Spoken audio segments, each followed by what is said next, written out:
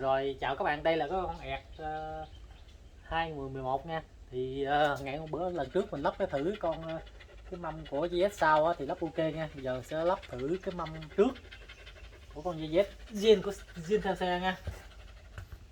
Đây, ra calo. Trời ơi, đó là con vẹn. Đây các bạn, thì nguyên cái cặp mâm GS zin theo xe luôn nha, dĩa theo xe luôn á. Cái dĩa theo xe để hồi cho các bạn coi chiếc GS nha, màu đen. Thì cái mâm này đã sơn lại rồi nha, mâm GS zin nhưng sơn lại rồi. Rồi giờ lấy cái mâm có chất ẹt ra.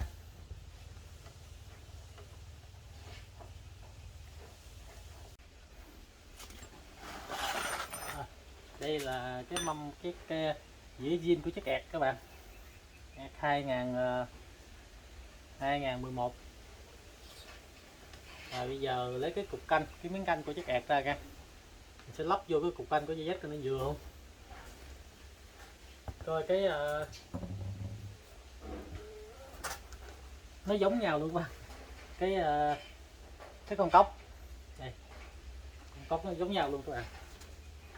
Đây, con cốc dĩa nó y chang chiếc ẹt luôn, các bạn chỉ cần đưa qua cái là xong. Cái dĩa này thì chiếc ẹt nó sẽ nhỏ hơn nha.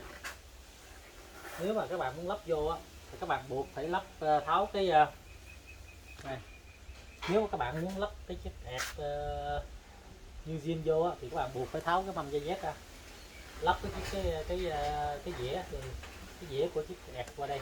Thì nói chung là nó ngay lỗ luôn các bạn, nó giống nhau không khác nhau cái nào hết, bạn lắp qua cái là xong. Giờ mình buộc phải tháo cái thằng này ra, tại vì mình không có tháo cái dĩa đưa qua, mình chỉ lắp vô thử thôi.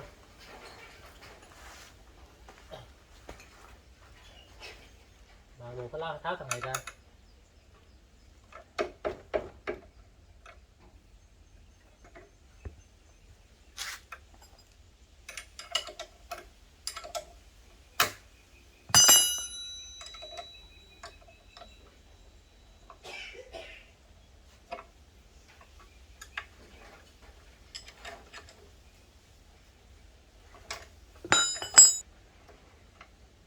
Tại vì mình không có đổ cái đĩa nên là buộc phải tháo ra thôi.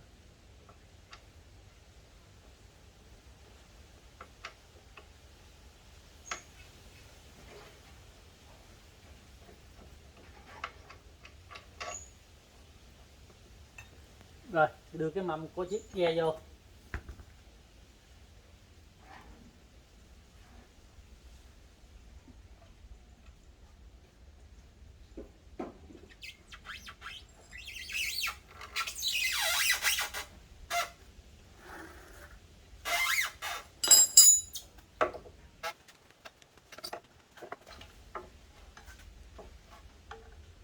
Rồi gắn cái cục canh vô các bạn, gắn cái cục canh vô nha, cái cục canh của chiếc ẹt.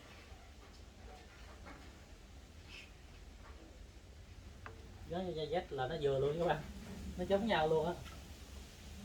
Rồi đưa con đầu mình sẽ đưa cái con cái con cốc vô nha, sẽ đưa con cốc vô. Đây, các bạn xem. Rồi đưa con cốc vô nha, con cốc nó giống như các bạn đưa vô là nó ngay chát rồi, nó không có khác nhau nào hết. Bạn đưa cái miếng canh vô nó xong. Mâm dây dép zin nó nặng quá các bạn.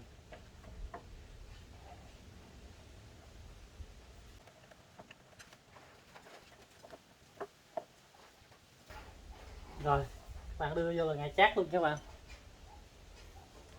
xỏ cốt qua.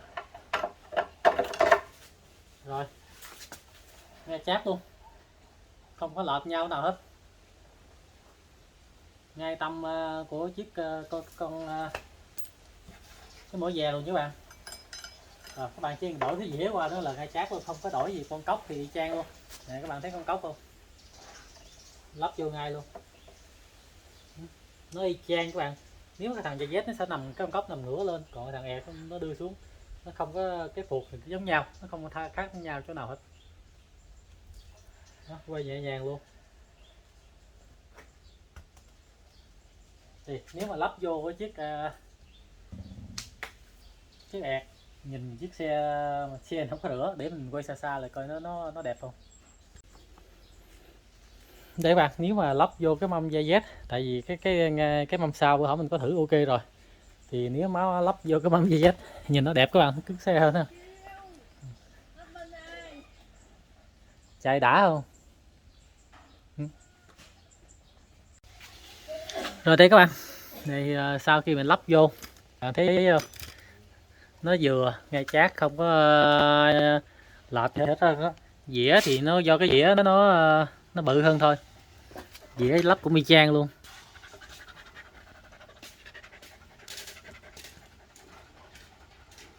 Thì tại vì cái dĩa với cùi dĩa nó đưa ra ngay chát thì nó giống nhau thôi các bạn.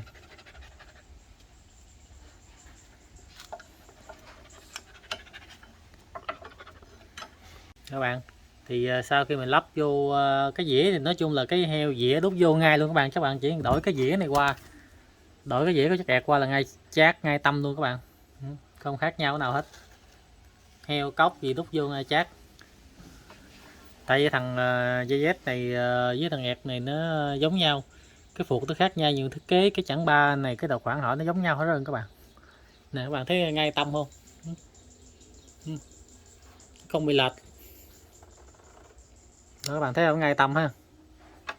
Còn bên đây nó cũng vừa luôn nè, con cốc vẫn quay bình thường đó.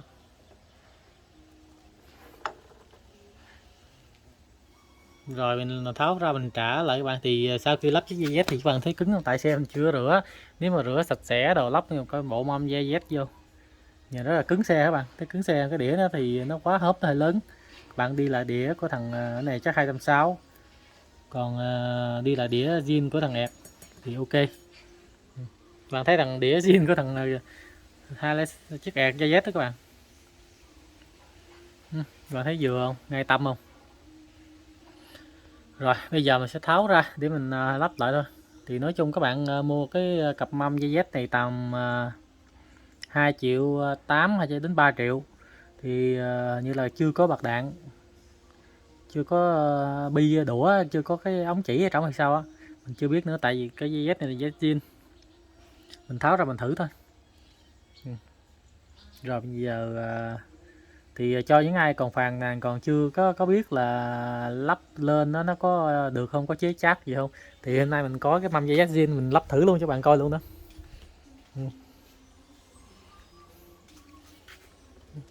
Ngay luôn nha các bạn.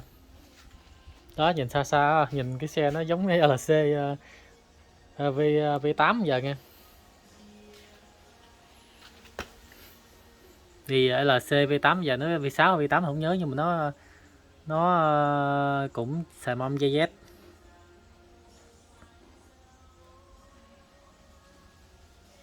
Rồi thôi để mình gỡ ra lắp cái cặp mâm kia lại, mốt mình mua cái cặp mâm dây Z lắp vô nha.